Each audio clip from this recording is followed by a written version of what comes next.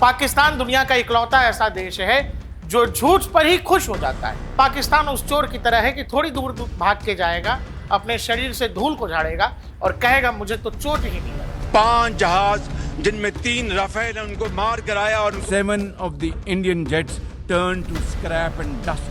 पाकिस्तान की इस सपने वाली जीत की बखिया उधेड़ दी। If destroyed runways and burnt out hangars look like victory, as the Prime Minister claimed, Pakistan is welcome to enjoy it. Destruction caused to multiple Pakistani air bases by Indian forces. जिस देश में दाऊद है, जिस देश में हाफिज सईद मौलाना मसूद अजहर है, वो देश भारत को टेररिज्म और हिंदुत्व पर ज्ञान दे रहा है। कुछ ऐसा ही बयान भारत के लीडरों ने भी दिया है। इन हिंदुत्ववादियों को बाहर निकालना है। India's Hindutva driven extremism pose a danger to the entire world. बात करेंगे पाकिस्तान की, दुनिया का वो देश जिसका जन्म ही दुनिया में गाली खाने के लिए हुआ है, दुनिया का वो देश जिसका जन्म ही बेइज्जत होने के लिए हुआ है। वो तो ठीक है कि हम आप क्रिकेट लाइव देखते हैं, नहीं तो पाकिस्तानी हर मैच हारने के बाद दुनिया को ये बता देते कि हम जीत गए हैं। पाकिस्तान की ऊपर से नीचे तक, यानी कि आम आवाम से लेकर वहां सत्ता में बैठे या सेना में बैठे जनरलों की एक ही हालत है। ये पूरा का पूरा मुल्क ही झूठ की बुनियाद पर है और ये दिखा यूएन की जनरल असेंबली में, जब पाकिस्तान का पीएम शहबाज शरीफ खुलेआम झूठ बोलता रहा। करगिल में इनके ऊपर जूते पड़े, 65 में इनके ऊपर जूते पड़े, 71 में इनको जूते पड़े, 49 में इनको जूते पड़े, लेकिन ये हर हार को जीत बताते हैं।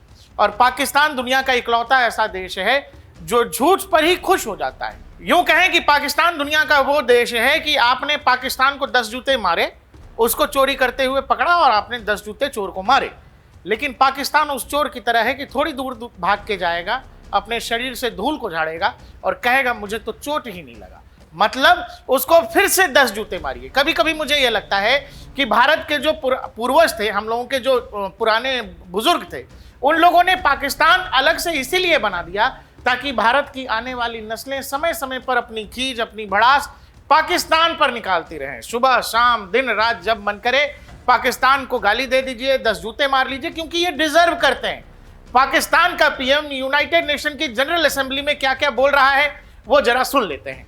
जो ही हिंदुस्तान के जहाजों ने पेलोड उन्होंने रिलीज किया, हमारे उकाब झपटे और आनन फानन 5 जहाज जिनमें 3 राफेल उनको मार कराया और उनको Repulsing the enemy's attack under Air Chief Marshal Zahir Babar Sidhu, our Falcons took flight and etched their answer across the skies, resulting in 7 of the Indian jets turned to scrap and dust. A decisive response. Ladies and gentlemen, there must be no space for hate speech, discrimination or violence against any person or against any religion. Hate-driven ideologies such as India's Hindutva driven extremism pose a danger to the entire world.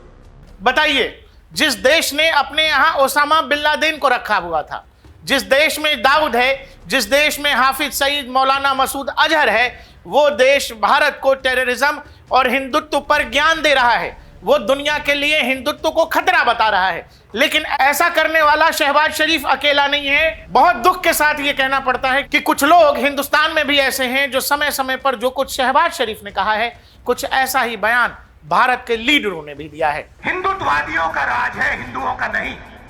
सही है ना? हिंदुत्ववादियों का राज है, हिंदुओं का नहीं।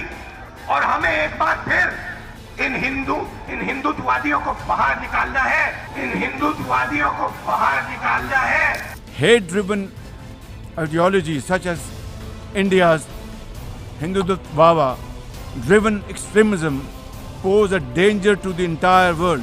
अद्भुत देश है पाकिस्तान। पूरी दुनिया ने देखा कि वहां के एयर स्ट्रिप उड़ा दिए गए, एबॉक्स उड़ा दिए गए, पाकिस्तानी फाइटर जेट्स उड़ाए गए, लेकिन पाकिस्तान कह रहा है कि हम जीत गए। पाकिस्तानी पीएम ने कहा कि हम वो वॉर जीत गए और अब हमें शांति चाहिए। पाकिस्तान की इस सपने वाली जीत की बखिया उधेड़ दी भारत की डिप्लोमेट पेटल गहलोत ने। पेटल गिटार बहुत अच्छा बजाते हैं, उन्होंने पाकिस्तान को भी बहुत तगड़ा बजाया है। Can there be any doubt about the proclivities of this regime? The Prime Minister of Pakistan also advanced a bizarre account of the recent conflict with India. The record on this matter is clear. Till 9th May, Pakistan was threatening more attacks on India. But on 10th May, its military pleaded with us directly for a cessation to the fighting. The intervening event was the destruction caused to multiple Pakistani air bases by Indian forces. The pictures of that damage are, of course, publicly accessible. If destroyed runways and burnt out hangars look like victory, as the Prime Minister claimed, Pakistan is welcome to enjoy it.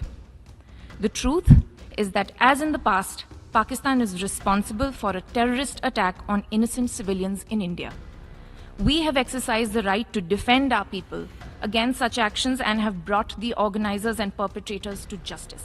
Petal Gehlot ने साफ साफ कहा कि उड़ते हुए air strips और तबाह runways जो दुनिया ने देखा, अगर वो तबाही वाली तस्वीरें पाकिस्तान को ये लगती हैं कि वो जीत गया है, तो पाकिस्तान इस जीत को एंजॉय करता रह सकता है। इतना नहीं, पेटल ने यह भी कहा कि आतंकवाद को फैलाने में डूबा देश जरा भी शर्म महसूस नहीं करता है। उसने 1 दशक तक ओसामा बिन लादेन को छुपाया। उसके मंत्रियों ने तक ने माना है कि वे आतंकवादी शिविर चला रहे हैं। एक बार फिर पाकिस्तान वही दोहरा रवैया अपना रहा है। कुल मिलाकर शहबाज शरीफ की बखिया उधेड़ दी गई यूनाइटेड नेशन के जनरल असेंबली में राइट टू रिप्लाई के तहत, जिसमें भारत की तरफ से जो जवाब दे दिया गया, उस जवाब में पाकिस्तान की बखिया उधेड़ दी गई। तमाम सैटेलाइट इमेजेस हैं जिसमें पाकिस्तान की तबाही के किस्से हैं। नूर खान एयरबेस से लेकर किराना हिल्स तक धुआं ही धुआं हो रहा है पाकिस्तान, लेकिन पाकिस्तान इसको जीत बता रहा है। पाकिस्तान की नस्लों में यही चीज उसके डीएनए में है, झूठ झूठ और झूठ, क्योंकि वो बड़ी आसानी से हर झूठ को अपनी जनता के बीच बेच देते हैं और लोगों को बता देते हैं कि हम फिर से जीत गए हैं। जैसा कि पिछले इंडिया पाकिस्तान के मैच में आपने देखा होगा कि भारत ने इनको बहुत बुरी तरह मारा, लेकिन ये इस बात से खुश हो रहे थे कि हमारे पाकिस्तानी प्लेयर्स ने बहुत अच्छा स्लेज किया है। पाकिस्तान ऐसा ही देश है।